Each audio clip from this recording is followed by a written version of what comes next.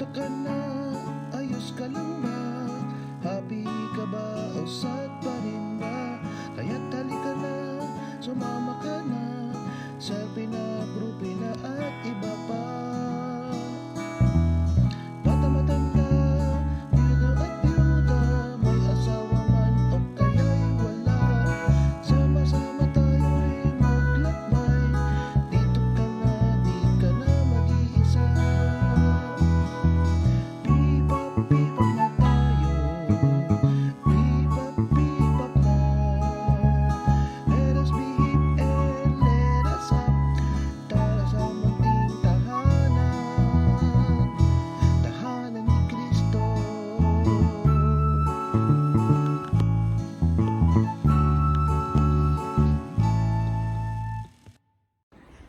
Good afternoon! Good afternoon! Wow! Naku, talaga naman yung ating mga kabataan. Yan po yung mga bata ngayon, hindi po talaga tumatanda yung mga mukha nila dahil ang gaganda po ng mga pananaw nila sa buhay. Kaya naman po tingnan nyo, nandito sila ngayon no, sa ating munting luklukan. Tama nga ba yung aking Tagalog? Ang lalim ano? Yes, so gusto natin silang makausap dahil sa kanilang experience. Kasi po sila po ay nagsuserve sa COY, Commission on Youth.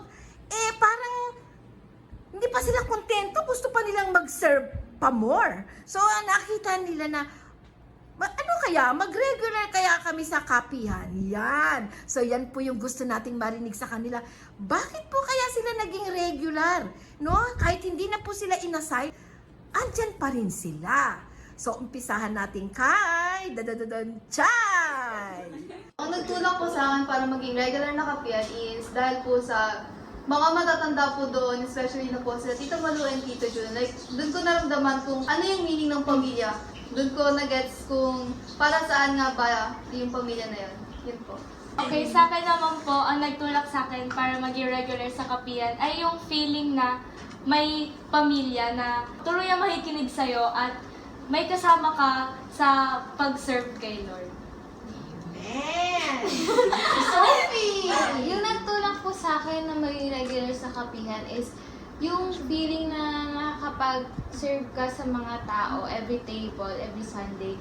And yung feeling na may napagkukwentuhan ka and nahihingian ka ng mga advice. Oh, sige, yung ating one and only.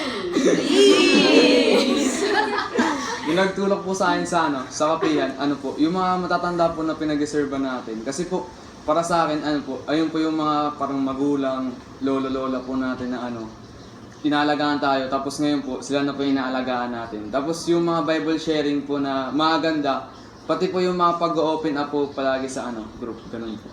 Sa mga tito-tita po, kasi nagiging comfortable po akong kausap yung mga lola at lolo po. Tapos napagsasabihan din po minsan ng problem and ayun po, dina-advisean po nila kami. Ang nag-push po sa akin mag-regular attend sa kapihan is yung mga tita-tito rin po. Katulad po na Tita June, Tita LV, Tito Ed. Kasi po sila po yung nagturo sa amin na kahit gaano man kabigat yung problema mo, meron kang laging masasandalan. Doon po namin na hanap yun sa kapihan.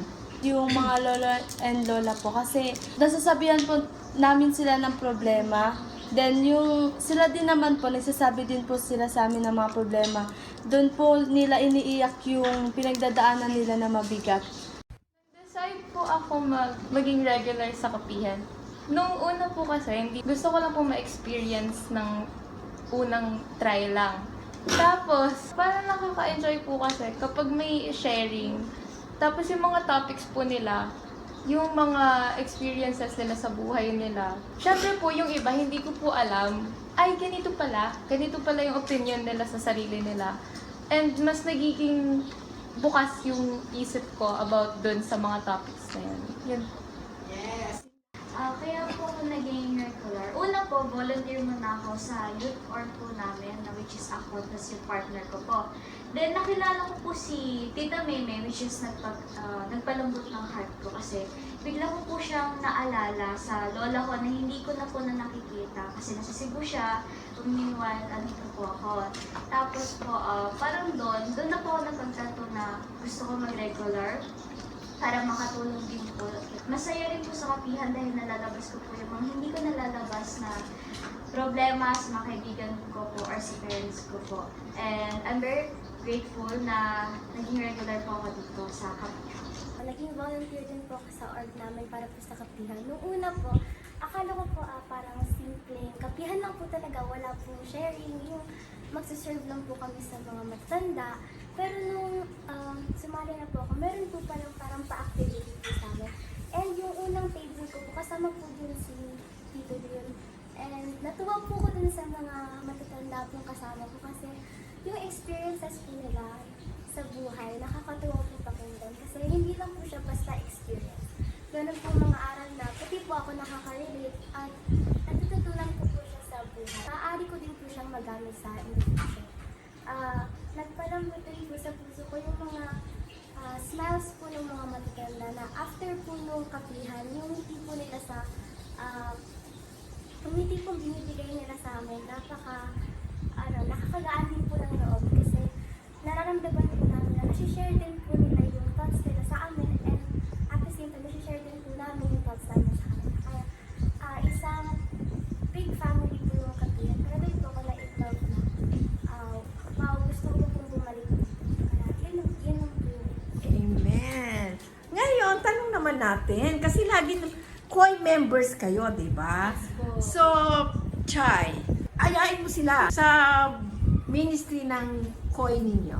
So yun po, gusto ko po kayong ngayain na sumali sa aming COI, Commission on Youth na Mary Help of Christian Parish. Dahil bukod po sa marami kayong magiging kaibigan, marami rin po tayong mga activities at katulad na ito, may mga mamimit tayong mga bagong tao na pwede natin maging kaibigan at may mga mamimit din po tayong mga matatanda na pwede tayong tulungan sa mga problema po natin. At isa pa ay ang pag-serve ay isang malaking commitment sa buhay. Siguro din po, pag sumali kayo dito sa COI, ay may matutunan kayo sa church natin about din po kay God at meron din po kayong mamimit na wonderful people po dito sa youth po natin at dito po marami tayong mag-take na challenge at dito magiging mabuboost yung confidence po natin. Yun lang po. And sa Commission on Youth din po, maaari din po natin mapakita yung mga talents na, or ma-discover po yung mga talents na hindi pa po natin nakita sa sarili natin. Kaya po, grateful po ako sa Commission on Youth na mas boosted po yung confidence ko. Matulad ko na sinabi ni ate. Okay. Okay, so batiin naman natin sila. Merry Christmas!